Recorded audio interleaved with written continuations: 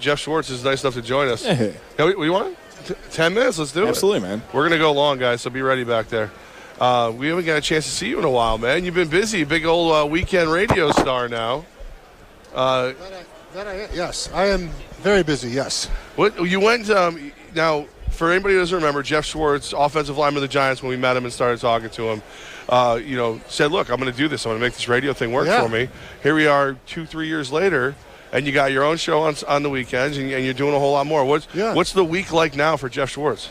So, real quick. So what's funny is that so I do some local radio in Charlotte. Well, I don't do as much anymore because the Panthers fans they're over the top. I can't deal with it. So the Panthers fans that don't like me keep tweeting me and telling me that they heard me when I was in New York, and I had my own show in New York, and I was so bad at it that they got rid of me. And I don't know if it was this. It can't be this show, right? I don't. Well, I mean, this is a bad show. Don't get me wrong. No. I was so bad at it, but I'm thinking to myself, like, if it was in New York, I guess it could have been this. I mean, this is what we did. That's what I did every week, every Tuesday, right? We did the interview.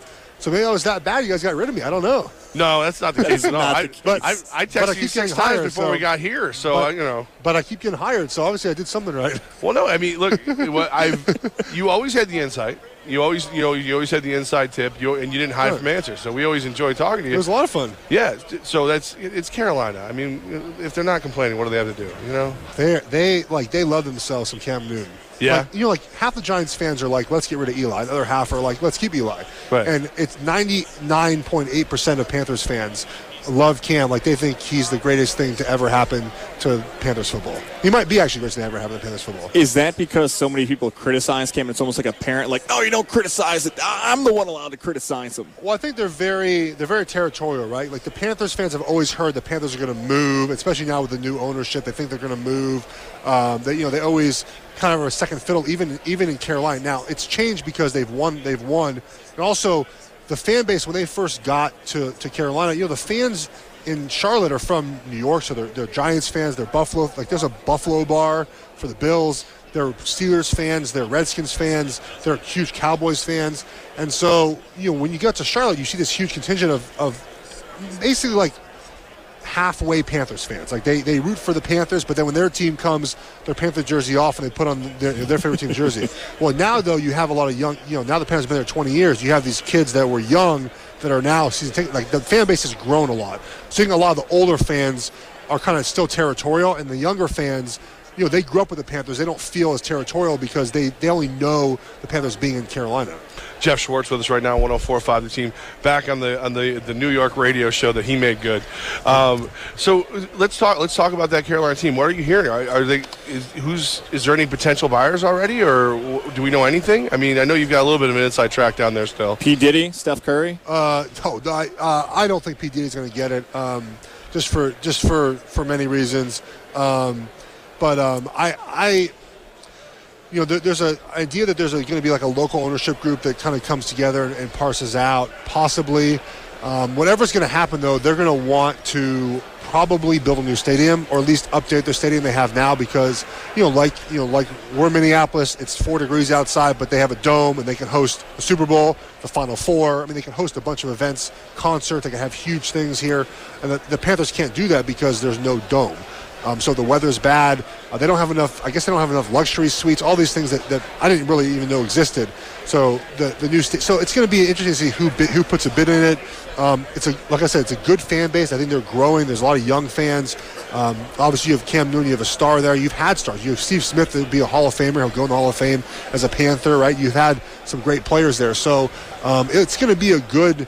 It's going to be an attractive team, and we'll see how much, especially now, with the ratings and we'll see how much.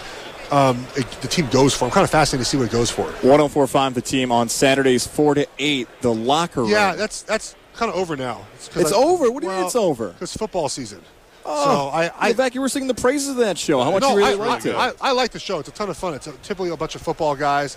We're hanging out talking football. It was funny. I did the show during my brother's game. My brother plays for the Chiefs, so I was on ESPN radio while the Chiefs and Titans were playing the playoff game, and I had to watch on air while they lost. So I asked the producer before, because I was hosting it, hey, can I be emotional? He said, sure, go ahead.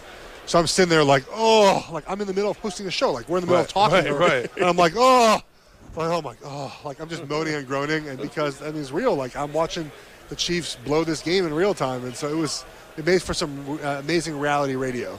We had Brandon Lang on, Vegas Insider. He said, I'm not going to give you my pick, but if you can't figure it out on this, it's your problem.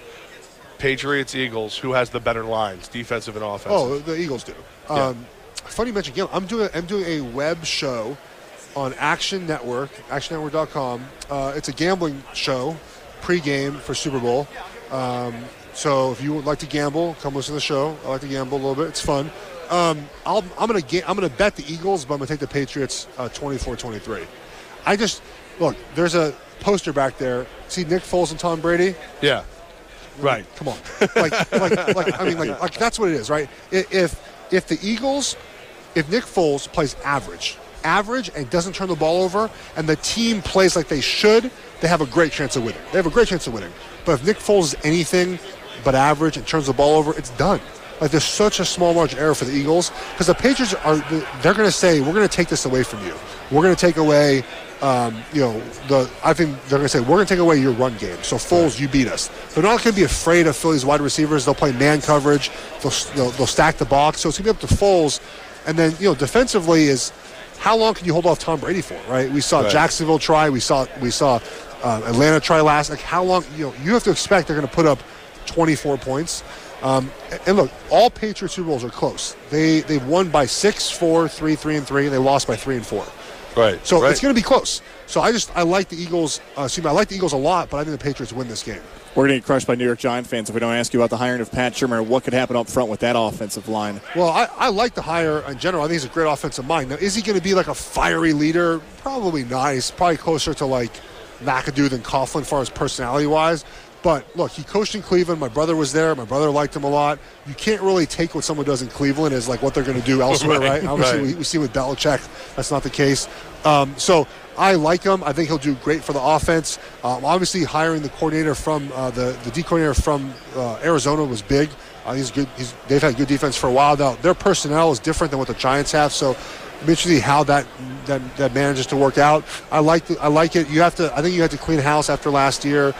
Just so many off-field things were so unusual in New York, and that doesn't happen, right? I mean, we normally, that's a Jets thing, and so for this to happen to the Giants was just so rare and so unique. Geoff Schwartz, before we let you go, so you got the pregame gambling show coming up. Yep. What else is going on? I mean, you're the rising star of radio right now. The next 3 mornings, if you're up early, I have Sirius from 6 to 8 Eastern. So right down here in the North Entrance? So I'll be here at 5 a.m. tomorrow. And then I have the gambling show. I still do my SB Nation stuff. And, it's a good time.